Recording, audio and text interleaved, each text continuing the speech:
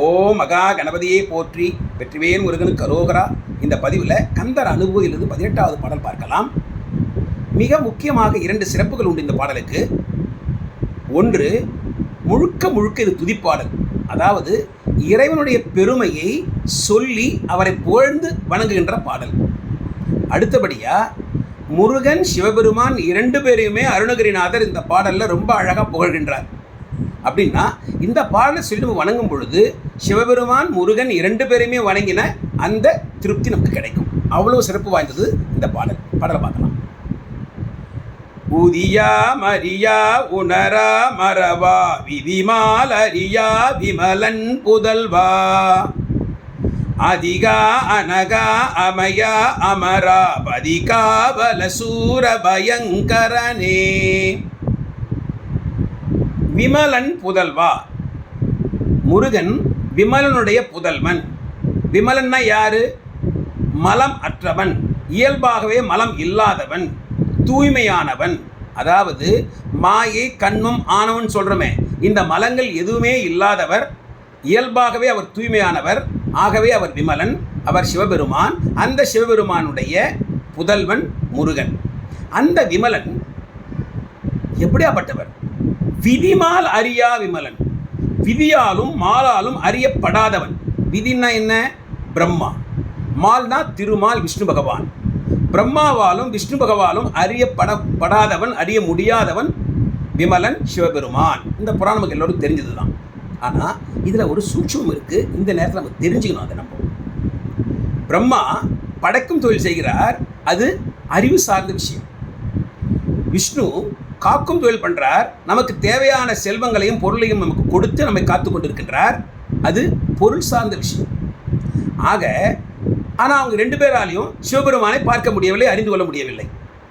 ஆக இந்த அறிவு சார்ந்த மார்க்கத்தாலும் பொருள் சார்ந்த மார்க்கத்தாலும் பரம்பொருளை அறிய முடியாது. அவரை அறிந்து கொள்வதற்கு, தெரிந்து கொள்வதற்கு ஒரே வழி அருள் வழி. அவன் அருளாலே அவன் பால் வணங்கி. இந்த விஷயத்தை நம்ம இங்கே தெரிஞ்சுக்கணும். கடவுளை அடைவதற்கு வழி அருள் வழி, ஞான வழி. அதை நம்ம தெரிஞ்சுக்கணும். விதிமால் அரியா விமலன் புதல்வா. அந்த சிவபெருமான் இன்னும் எப்படியாப்பட்டவர்? உதியா மரியா, பிறப்பும் இல்லாதவர் இறப்பும் இல்லாதவர். அப்படின்னா என்றுமே நிலைத்து நிற்கக்கூடியவர். பரம்பொருள் ஒன்றே என்றும் நிலைத்து நிற்கும். அதற்கு பிறப்பும் கிடையாது, இறப்பும் கிடையாது. ஆகவே சிவபெருமான் பரம்பொருள். அவர் உணரா மறவா, நினைவும் இல்லாதவர், மறதியும் இல்லாதவர். பொதுவாக பகல் நேரத்தில் நமக்கு என்ன ஆகும்? நம்ம மனசு எதையோ நினச்சி சிந்தித்து கொண்டே இருக்கும். அவ்வளோ நினைவு இருக்கும். அவ்வளோ நினைவும் நம்ம தூங்கும்போது எங்கே போகுதுன்னே தெரியாது. எல்லாம் நம்மளை விட்டு ஓடி போயிடும், எல்லாம் மறந்து போயிடும். ஆக பொதுவாக நாம் விழித்து கொண்டிருக்கும் போது நமக்கு எல்லாம் ஞாபகம் இருக்கும், தூங்கும்போது ஒன்றுமே ஞாபகம் இருக்காது.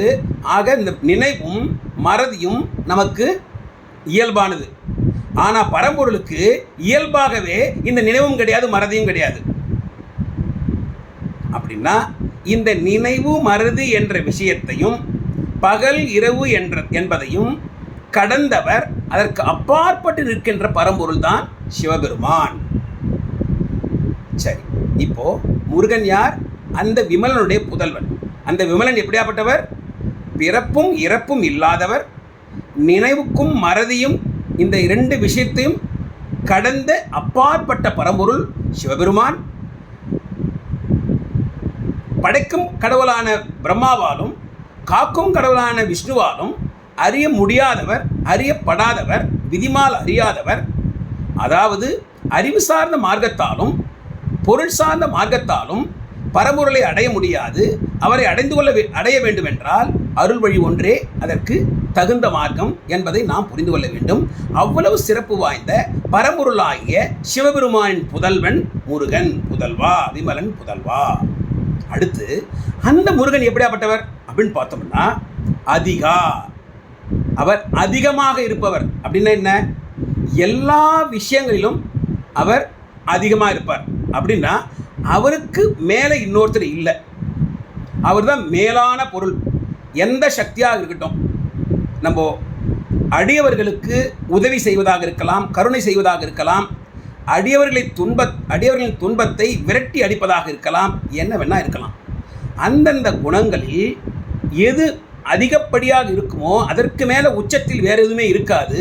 அந்த நிலையில் இருப்பவர் மேலான பொருள், அதுதான் அதிகா. ஆகவே தான் சூரபத்மனை யாராலையும் வெல்ல முடியல, முருகன்கிட்ட வராங்க, முருகன் போய் அதை தீர்த்து வைக்கிறார். அதிகா, எல்லாவற்றிற்கும் மேலானவர், மேலான பொருள், பரம்பொருள் அதிகா. அனகா, பாவம் என்பதே இல்லை. அபயா, அவருக்கு பயம் என்பதே கிடையாது. அவருக்கு மேலே வேறு யாரா இருந்தால் தானே பயம் ஒன்று இருக்கும். அவர் தான் அதிகாவாச்சே, எல்லாவற்றுக்கும் மேலானவராச்சே, அப்புறம் எப்படி அவருக்கு பயம் இருக்கும்? அபயா. அமராவதி காவல, அமராவதி தேவேந்திர பட்டணம். தேவேந்திர பட்டணத்துக்கு, இந்திர லோகத்துக்கு, வான லோகத்துக்கு அவர் காவலன், பாதுகாவலன்.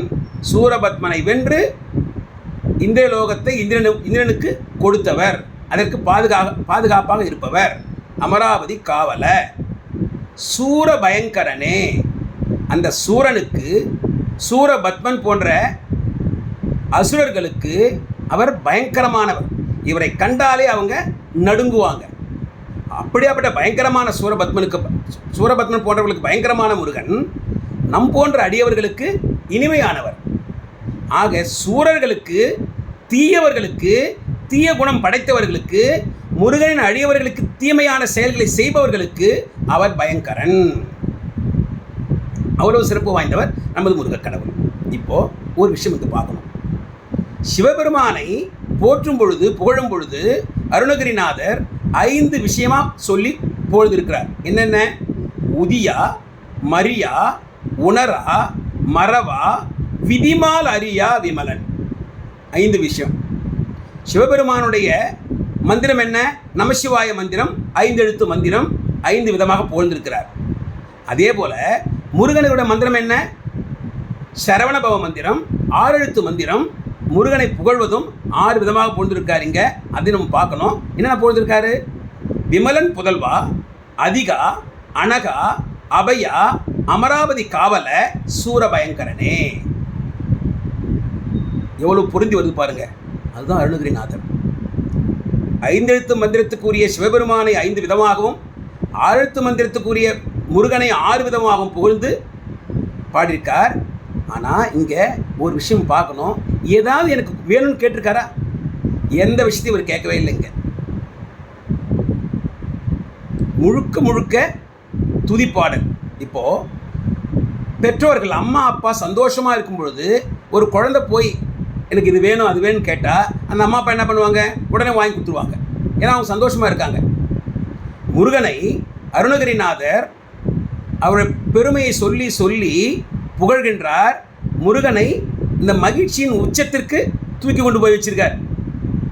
அப்படின்னா என்ன அர்த்தம்? இந்த குழந்தைங்க அப்பா அம்மா கிட்ட கேட்குற மாதிரி அருணகிரி யார்?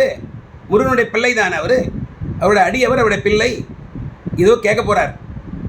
அதை பார்க்க போகிறோம் நம்ம அடுத்த பாடலில். கேட்க தான் போகிறாரு. என்ன கேட்குறான்னு அடுத்த பாடலை பார்க்கலாம். ஆக இந்த பாடலும் தெரிஞ்சுக்கிறது என்ன? மிக முக்கியமான 2 விஷயங்கள். முருகன் என்பவன் யார்? அதிகா. எல்லாவற்றிற்கும் மேலானவன் முருகன்.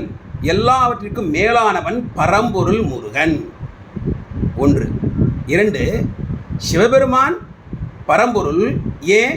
அவர் பிறப்பும் கிடையாது, இறப்பும் கிடையாது, நினைவும் கிடையாது, மறதியும் கிடையாது. அப்படி இருக்கிற அந்த பரம்பொருள் விதியாலும் மாலாலும் காணப்பட முடியாதவர். அந்த பரம்பொருளும் முருகனும் ஒன்றே என்பதை இங்கே கொஞ்சம் கவனிக்கலாம். அதனால தான் முருகனுக்கு என்ன போட்டிருக்கு? அதிகான்னு போட்டிருக்கு. இவரும் பரம்பொருள், அவரும் பரம்பொருள். நிறைய இடங்களில் அருணகிரிநாதர் முருகனும் சிவனும் ஒன்றே என்பதை நமக்கு காமிச்சிருக்கார். இங்கேயும் நமக்கு கோடிட்டு அதை காமிச்சிருக்கார். அவ்வளோ சிறப்பு வாய்ந்த பாடல். அடுத்த பாடலில் அருணகிரிநாதர் என்ன கேட்குறான்னு நம்ம பார்க்கலாம். இப்போ மறுபடியும் பாடலை பார்க்கலாமா? உதியா, மரியா, உணரா, மறவா, விதிமால் அரியா, விமலன் புதல்வா, அதிகா, அனகா, அபயா, அமரா, பதிகாவல, சூர பயங்கரனே. வெற்றிவேல் முருகனுக்கு அரோகரா, ஞானவேல் முருகனுக்கு அரோகரா, கந்தவேல் முருகனுக்கு அரோகரா. தவறாக உங்கள் கருத்துக்களை அந்த கமெண்ட்ஸில் பதிவு பண்ணுங்கள். ஓம் சரவண பவ.